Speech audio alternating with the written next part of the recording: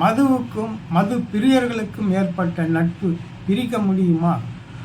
1937ஆம் ஆண்டு 55 வருடங்களுக்கு முன்னாடி அப்போது இருந்த மதராஸ் மாகாணத்தில் முதலாக மது விலக்கு கொண்டு வந்தாங்க. மகாத்மா காந்தியின் கனவு மது இல்லா இந்தியா, அது கண்டினியூ ஆச்சா? விட்டாங்களா? இல்லையே. அதுக்கப்புறம் இதை 1971ஆம் ஆண்டு சாராயம் மற்றும் மதுபான கடைகளை அப்போ இருந்த டிஎம்கே ஆட்சியில் திறந்தாங்க. கடைகள் எல்லாம் தனியார் வசம் இருந்தன. ஒயின் ஷாப்ஸ் எல்லாம் தமிழ்நாடு முழுவதும் சில்லறையில் மதுபானங்களை விற்று வந்தன. தனியார் முதலாளிகளுக்கு ஒயின் ஷாப் மூலம் சூப்பர் வருவாய். அதுக்கப்புறம் 1983ஆம் ஆண்டு அப்போதைய முதல்வர் டாக்டர் எம்ஜிஆர் டாஸ்மாக் நிறுவனத்தை தொடங்கி மதுபான ஹோல்சேல் விற்பனையை அரசு நடத்த ஏற்பாடு செஞ்சார். இதனால் மதுபான ஹோல்சேல் பர்ச்சேஸ் ரைட்ஸ் ஃபுல்லாக டாஸ்மாக்கு போச்சு. தனியார் மதுபான கடைகளுக்கு விட்டதனால அரசுக்கு ஹியூஜ் இன்கம் வந்தது. இந்த மதுபான கடைகள் தனியாருக்கு ஏலங்கள் மற்றும் உரிமைகள் மூலம் கொடுத்தாங்க. பிறகு என்ன நடந்தது?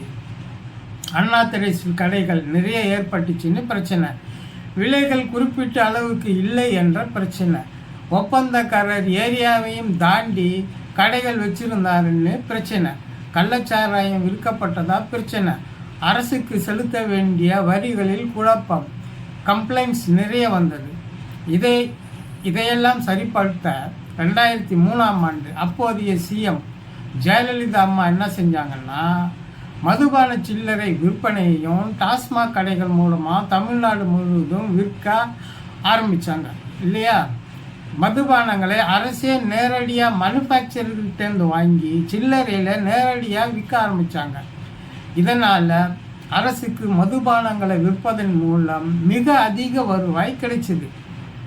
இப்போ கிட்டத்தட்ட 5400 டாஸ்மாக் கடைகள் தமிழ்நாட்டில் இருக்குது. டாஸ்மாக்கு 2023-24 ஆண்டின் விற்பனை 45,855 கோடி. அடுத்தது 24-25ஆம் ஆண்டு விற்பனை 48,344 கோடி.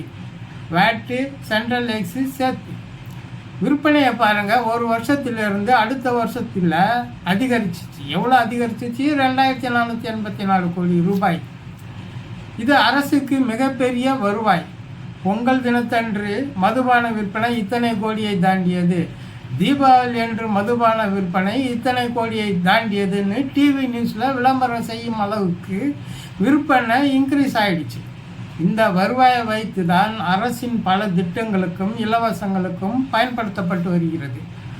தமிழ்நாட்டுக்கு ஸ்டேட் எஸ்ஜிஎஸ்டி வருவாய், ப்ராப்பர்ட்டி டேக்ஸ் ரெஜிஸ்ட்ரேஷன் மூலம் வருவாய், வாகனங்கள் ரெஜிஸ்ட்ரேஷன் மூலம் வருவாய், பெட்ரோல் வேட் வரி, கிரானைட் குவாரி மூலம் வருவாய். இவைகளில் வரும் வருவாயை விட ஆண்டுக்கு கிட்டத்தட்ட 48,000 கோடி வருவாய் தரும் மிகப்பெரிய வருவாய் டாஸ்மாகிலிருந்து வருகிறது. மிகப்பெரிய பண வருவாய். தங்க சுரங்கம் மற்ற எந்த வழிகளிலும் இவ்வளவு பெரிய வருவாய் கிடையாது. அரசின் அனைத்து செலவுகளுக்கும் இலவச திட்டங்களுக்கும் டாஸ்மாகிலிருந்து வரும் வருவாய் மிக்க பயனுள்ளதாக இருக்குது. இப்போது மே 2026 தமிழகத்தில் ஆட்சி மாற்றம், டிவிகே கட்சி வெற்றி, விஜய் அவர்கள் முதல்வராக பொறுப்பேற்கிறார்.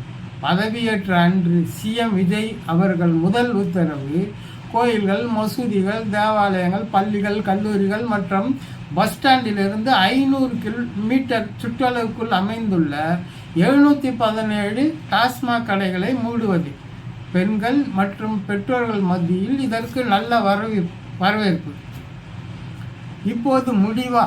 23 ஆண்டுகளுக்கு பிறகு முதல்வர் விஜயின் அரசு நகரங்களில் உள்ள சுமார் 2,500 டாஸ்மாக் கடைகள் தனியார் நிறுவனங்களிடம் ஒப்படைக்கப்பட இருப்பதாக தகவல்கள் தெரிவிக்கப்படுகின்றன. புதிதாக பொறுப்பேற்ற டிவிகே கவர்மெண்ட் ஜூன் மாதத்தில் டாஸ்மாக் கடைகள் தனியார் மயம் ஒப்படைக்கப்பட மாட்டாது என்று கூறி முற்றுப்புள்ளி வச்சாங்க. ஆனால் திடீர்னு ஜூலை மாதத்தில் நகரங்களில் உள்ள 2,500 கடைகள் மட்டும் தனியார் வசம் தரப்படும், அதற்கான நடவடிக்கைகளை மேற்கொள்ளப்படுவதாக தெரிகிறது. இந்த நியூஸ் அன்கன்ஃபார்ம், இன்று வரை அரசாணை வெளிவராத கேள்விப்படுகின்ற நியூஸ் அப்படின்னு வச்சுக்கோங்க. ஏன்னா இப்போதைய டாஸ்மாக் கடையில் நிறைய பிரச்சனைகள். எம்ஆர்பி விலைக்கு மேலே 10 ரூபாய் வைத்து விற்பனை ஊழியர்கள் வசூலிக்கிறார்கள் பிரச்சனை. இதனால் நிறைய கடையில் டாஸ்மாக் ஊழியர்களுக்கும் மது பிரியர்களுக்கும் இடையே தகராறு. டாஸ்மாக் கடைகளில் மெயின்டெனன்ஸு மிக மோசமாக உள்ளது. குப்பை கூலங்கள், கழிவுகள் சுத்தப்படுத்தப்படுவதில்லை. மிக சிறிய அறை, காற்று வசதி இல்லை. நிறைய ஊழியர்கள் பனியன் மட்டுமே அணிந்து பணிபுரிய வேண்டிய நிலைமை. அருகில் இருக்கும் பார்கள் நிலைமை அதை விட படுமோசம். அட்மின் ப்ராப்ளம் என்னன்னா, கடந்த 2025ஆம் ஆண்டு டாஸ்மாக் இடி ரெய்டில் என்ன சொன்னாங்க, 1000 கோடிக்கு மேலே லிக்விட் பர்ச்சேஸில், அப்புறம் இந்த மதுபானங்களை ஸ்டேட் ஃபுல்லாக இருக்க கடைங்களுக்கு டிரான்ஸ்போர்ட்டிங் பண்ணுறதில்ல, பார் லைசன்ஸ் கொடுக்குறதில்ல ஊழல் நடந்திருக்குன்னு குற்றச்சாட்டு. இது நிரூபிக்கப்படவில்லை என்றாலும் டாஸ்மாக் மேலே ஒரு பிளாக் மார்க். தற்போது மூடப்பட்ட 717 கடைகளால் ஏற்பட்ட லாஸ் 8000 கோடி ரூபாய்ன்னு சொல்கிறாங்க. தமிழ்நாட்டின் முன்னாள் அரசுகள் வாங்கிய கடன் 10 லட்சம் கோடி. இரண்டையும் சேர்த்தால் 10,08,000 கோடி. இந்த பெரிய கடன் சுமையை அரசாங்கம் எப்படி சமாளிக்கும்? பிறகு பெண்களுக்கு மாதம் 2500 ரூபாய், மணப்பெண்களுக்கு தங்கம், இலவச சிலிண்டர்கள் போன்ற பெரிய இலவச வாக்குறுதிகளுக்கு அரசு எப்படி நிதி திரட்டப்படும்? டாஸ்மாக் மதுபான கடைகளை தனியாரிடம் ஏன் ஒப்படைக்க வேண்டும்? இப்படி தனியாரிடம் ஒப்படைக்கப்பட்டால் யாருக்கு லாபம்? அரசுக்கு என்ன நஷ்டம்? தனியார் மயமாக்கப்படும் 2500 மதுபான கடைகளுக்கு உரிமைகள் யாருக்கு கிடைக்கும்? எப்படி கிடைக்கும்? இன்று 2500 கடைகள் தனியார் வசம் செல்கின்றன. நாளை மீதமுள்ள 2500 கடைகளும் தனியார் வசம் செல்கின்றன என வைத்துக்கொள்வோம். பிற்காலத்தில் ஒரு நாள் ஒரே கையெழுத்தில் 5000 தனியார் கடைகளையும் மூட முடியுமா? ஒரு அரசு ஒரு அரசாங்க கடையை எப்போது வேண்டுமானாலும் மூட முடியும். ஆனால் ஒரு தனியார் வசம் இருக்கும் கடையை அவ்வாறு ஒரு கையெழுத்தில் மூட முடியுமா? மக்களே, நீங்கள் எதை அரசுக்கு சொல்ல விரும்புகிறீர்கள்? எல்லா கடைகளையும் படிப்படியாக மூடி முழுமையான மது விலக்கை அமுல்படுத்துவதையா? மது இல்லா மாநிலமாக தமிழ்நாட்டை மாற்றுவதையா? இரண்டாவதாக, டாஸ்மாகை தக்க வைத்து கொண்டு அதில் இருக்கும் குறைகளை நீக்கி பாண்டிச்சேரி, கோவா மாநிலங்களில் இருப்பது போல நவீன கடைகளையும் பார்களையும் திறந்து மாற்றுவதா? மூன்றாவது, எல்லா டாஸ்மாக் கடைகளையும் எடுத்துவிட்டு தனியாரிடம் விட்டு விடுவதா? அப்படி என்றால் ஒப்பந்த தொகை ஒவ்வொரு வருடம் வரும் ரினிவல் மூலம் அரசுக்கு வருவாய் அதிகரிக்கும். அதை விரும்புகிறீர்களா? நன்றி, வணக்கம்.